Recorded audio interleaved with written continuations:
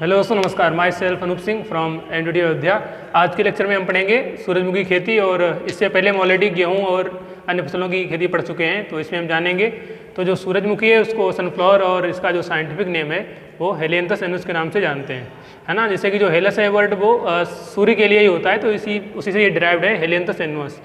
इसका जो origin place है वो मैक्सिको में है, और इसकी जो फैमिली वो एस्ट्रेसी या कंपोजिटी काफ़ी पॉपुलर नेम है, लेकिन आप दोनों याद रखें। अगर कंपोजिटी ऑप्शन में नहीं आ रहा है तो हमें एस्ट्रेसी टिक करना होगा, ठीक। इसके बाद जो इसका ओरिजिन प्लेस उत्पत्ति स्थान मैक्सिको में। पुष्पक्रम की बात करें, यहाँ ध्यान रखने वाली बात है कि पुष्पक्रम और फल की बात, तो पुष्पक्रम जो है वो हमेशा किस में जाएगा?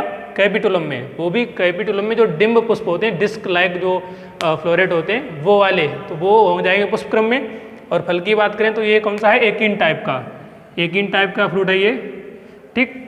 उसके बाद नेक्स्ट पॉइंट आता है सीड रेट। तो जो इसकी जो बीज दर है ये 8 से 10 किलोग्राम प्रति हेक्टेयर है, और ये सूरजमुखी एक ऑयल सीड्स क्रॉप है। इसके बाद इसमें जो पॉलिनेशन होता है वो किसके द्वारा होता है? मधुमक्खी के द्वारा पॉलिनेशन होता है इसमें।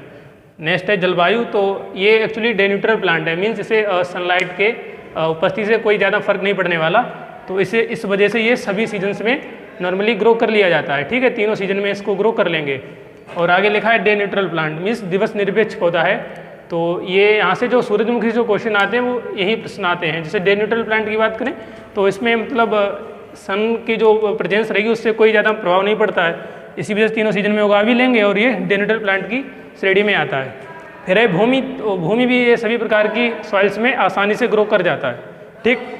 ऑयल परसेंट की बात करें तो इसमें 40 से 45% जो है ऑयल पाया जाता है। ये उस पर डिपेंड करता है कि क्रॉप किस हिसाब से ग्रो करी गई है।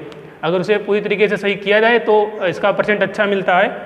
और जो सूरजमुखी जो क्वेश्चन आते हैं कैडेट में, वहाँ से 2 ही 3 प्रश्न आते हैं। या तो ये जो इसका जो ऑयल परसेंट है इसमें एक एसिड पाया था, लिनोलिक एसिड, ठीक। तो ये लिनोलिक एसिड जो है वो किस में आता है? जो हार्ट पेशेंट होते हैं, हृदय रोगी होते हैं ना, उनके कोलेस्ट्रॉल को कम करता है। तो ये क्वेश्चन यहाँ से एक तो ये आता है डे न्यूट्रल वाला, दूसरा आता है लिनोलिक एसिड वाला। तो ये आप बिल्कुल कंठस्थ रखें।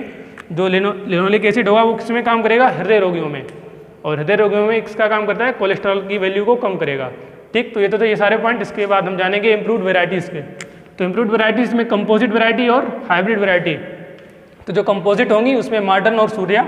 संकर किस्मों में ज्वालामुखी या दिव्यामुखी, लक्ष्मी, बिन्विक, बादशाह। अच्छा, जो ये बादशाह है यहाँ पर ध्यान रखने वाली बात है कि जो बादशाह है वो जाएगा सूर्यमुखी में। अगर इसमें कुफरी बादशाह जुड़ जाएगा तो वो आलू की वेराइटी हो जाएगी, ठीक। तो लेकिन जो नॉर्मली बादशाह है वो किस में जाएगा? सनफ्लावर में। उसके बाद और भी वैरायटी है, विनमिक, बादशाह, सिलेक्शन, मॉडर्न, ड्वार्फ। ये सभी इसकी इंप्रूव्ड वैराइटीज़ थी, ये सभी याद रखें।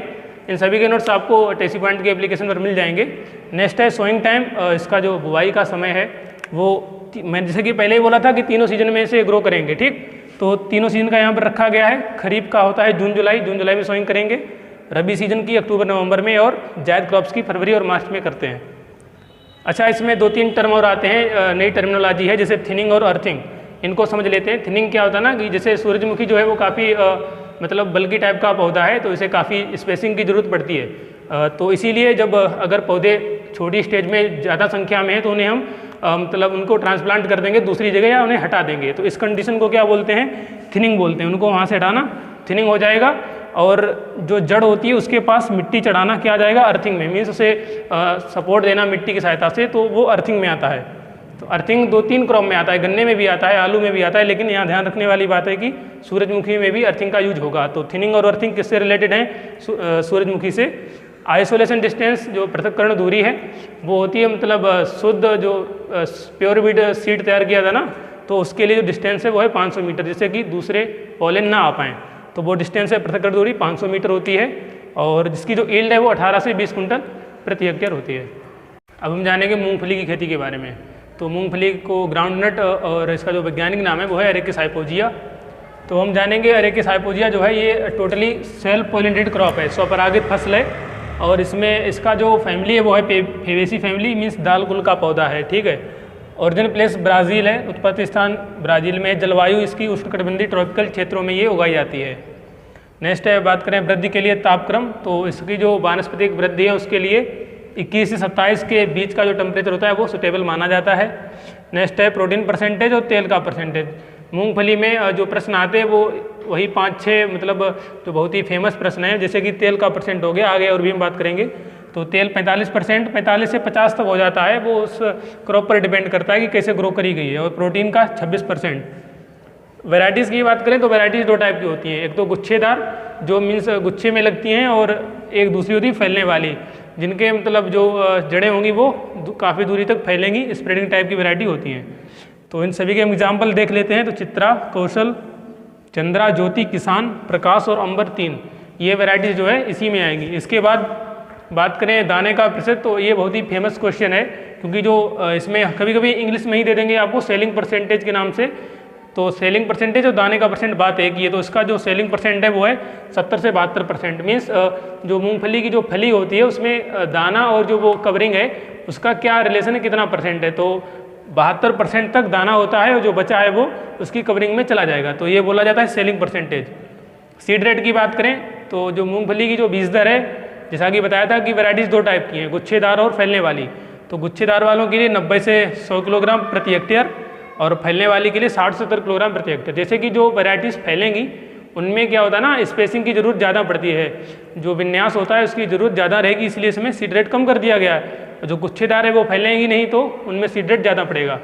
इसी क्रम में आगे देखेंगे, स्पेसिंग यहाँ पर हमने दे दी है पहले से ही। तो गुच्छेदार के लिए कितना होगा, जो पंक्ति से पंक्ति के बीच की दूरी है रो टू रो वो है 30 सेंटीमीटर और प्लांट टू प्लांट है 15 सेंटीमीटर। ठीक, फैलने वाली में देखो इसमें बढ़ जाएगी, 45 है रो टू रो और 15 है प्लांट टू प्लांट की।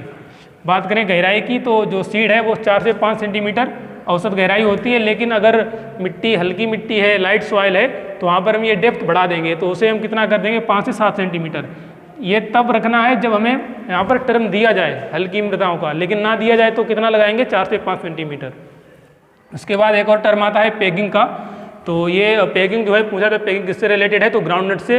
अच्छा, पेगिंग में होता क्या है कि जब फ्लावर्स लगते हैं ग्राउंड नट में, तो जब फर्टिलाइजेशन हो जाता है निषेचन के बाद मिट्टी में अंडाशय मीन्स जो ओवरीज होती है ना, वो मिट्टी के अंदर जाएंगी और वहाँ पर अपना ग्रो करेंगी और उसके बाद उसमें सीड बन जाएंगे। तो इस प्रोसेस को क्या बोलते हैं, पेगिंग, इसे नाम दिया गया है। इसी क्रम में जानेंगे उर्वरक की मात्रा। तो फर्टिलाइजर में 15 से 20 किलोग्राम नाइट्रोजन, 60 किलोग्राम फास्फोरस और 40 किलोग्राम पोटास की मात्रा दी जाती है पर हेक्टेयर के अकॉर्डिंग। साथ में इसमें जिप्सम और बोरेक्स भी देते हैं, क्योंकि इनसे क्या होता है ना, उसकी जो कवरिंग होती है मूंगफली की वो अच्छी रहती है और दाना भी काफ़ी स्वस्थ रहता है। तो जिप्सम और बोरेक्स भी अलग से देना चाहिए। बात करें बीमारियों की तो मूंगफली में टिक्का और रोजेट, टिक्का तो बहुत ही फेमस वैरायटी वो इसकी डिजीज़ है। और आइसोलेशन डिस्टेंस 3 मीटर की रहती है। जैसे आइसोलेशन के बारे में हम पहले भी बात कर चुके हैं कि अगर जब शुद्ध बीज प्राप्त करना हो तो उसमें दूसरे जो पॉलन है वो ना आ पाएँ, हमें शुद्ध बीज मिले, तो उसके लिए आइसोलेशन डिस्टेंस या पृथक्कृत दूरी रखी जाती है। तो इसकी फसल के लिए 3 मीटर है। यील्ड की बात करें तो 15 से 20 कुंटल प्रति हेक्टेयर की उपज रहती है। अब हम जानेंगे फसल और उनके कुछ उत्पत्ति स्थान हैं, इनको हम क्रम से लिखवा दिए हैं जिससे कि आपको आसानी से याद हो जाएं।